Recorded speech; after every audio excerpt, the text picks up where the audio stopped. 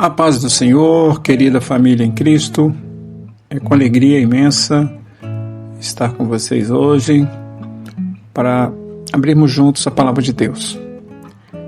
Peço ao Senhor que nos dê um coração aberto, um espírito sensível ao que Ele quer nos falar hoje, agora. Uma breve oração. Pai querido, Pai amado, pedimos o Teu Espírito Santo venha presidir esse momento, nos guiando, Senhor, em toda esta palavra que será ministrada. Abra nossos olhos espirituais para que possamos, Senhor, entender os Teus propósitos em nossas vidas. Fica conosco, assim oramos em nome de Jesus. Meu irmão, você já parou para pensar no que realmente mudou sua vida no dia em que você aceitou Jesus? Talvez tenha sido um momento de dor, de busca ou até de surpresa, né?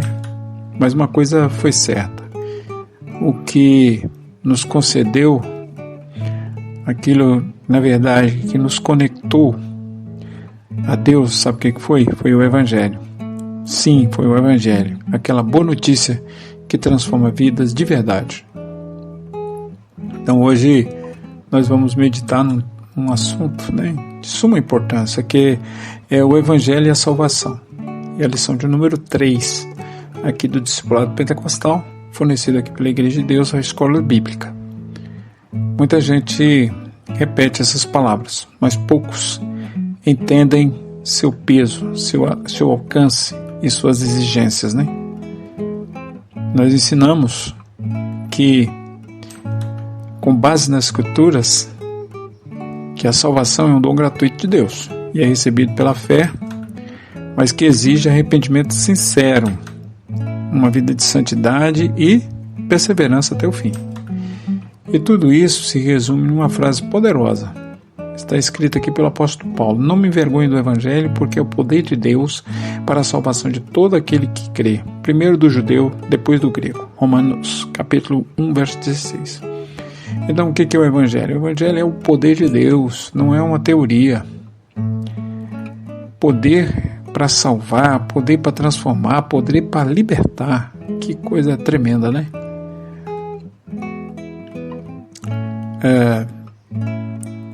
Uma pergunta que tem aí na lição, né? O que é o Evangelho? Já sabemos, mas vamos enfatizar isso aqui, né? O Evangelho não é só uma mensagem religiosa, é o coração do amor de Deus revelado na cruz. É a boa nova que, apesar do nosso pecado, que a gente não merecia nada, né? Deus não nos abandonou. Pelo contrário, Deus demonstra o seu amor por nós. Cristo morreu em nosso favor, quando éramos pecadores, como diz lá em Romanos capítulo 5, verso 8. Então a salvação não se compra, não se merece, é graça, é ponto final. Imagine aí um condenado à morte que, no lugar da execução, recebe o perdão total e ainda é adotado como filho do rei. Coisa tremenda, né? É isso que Jesus fez por nós. A pergunta é: você já abraçou essa graça com fé e gratidão? Pois é. O Evangelho é para todos. Não é só para algumas pessoas, não. Deus não olha a sua origem, seu passado, seu status. Ele decide por todo mundo pregar o Evangelho a todas as nações. Mateus 28, 19. E Pedro escreve que Deus não quer que ninguém pereça, mas que todos cheguem ao arrependimento. 2 Pedro, capítulo 3, verso 9. A Igreja de Deus, né, aqui entendemos que todos têm a chance de crer. Não somos salvos por decreto secreto, não, mas por uma resposta pessoal e um chamado universal. Pense assim: a chuva cai sobre tudo, mas só enche o copo daquele que deixa aberto, né? Por isso, somos chamados para anunciar o Evangelho com coragem, porque nele há poder suficiente para salvar qualquer pessoa. Como recebemos a salvação? O primeiro passo é reconhecer que somos pecadores, como diz em Romanos 3,23, todos os pecados destituídos estão da glória de Deus. Segundo passo, arrepender-se, não só sentir tristeza, mas mudar de direção, abandonar o pecado, Atos 3,19. E terceiro, crer em Jesus como Senhor e Salvador, João capítulo 1, verso 12. O arrependimento, na Bíblia, não é chorar pelo castigo, é virar o volante da vida em direção a Deus. Como você está numa estrada estranha, que não conhece, e está no caminho errado, e quando você vê uma placa de retorno, dizendo, retorno, aí você pega esse retorno é Cristo, né? Aí você encontra o caminho, esse retorno aponta para Ele. Quer ver um exemplo aqui? O ladrão lá na cruz, né? Em seus últimos momentos demonstrou fé e arrependimento genuíno. E Jesus disse, hoje estarás comigo no paraíso. Lembre-se, hoje é o dia da salvação, 2 Coríntios capítulo 6, verso 2. Não adie, se ainda não entregou sua vida a Cristo, entregue agora. E se já entregou, examine-se. Seu arrependimento é diário? E por fim, a salvação, ela exige algo de nós. Exige perseverança. A graça, como diz a palavra, ela é grátis, é gratuita, mas não é uma coisa barata, né?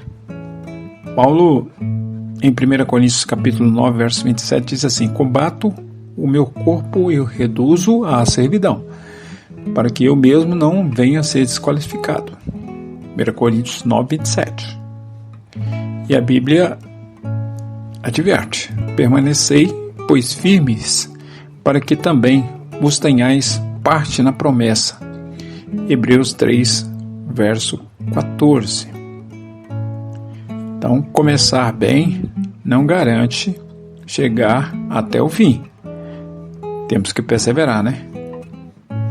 É como correr numa maratona. O que importa não é a largada, é cruzar a linha de chegada. Por isso, a Igreja de Deus, ela ensina: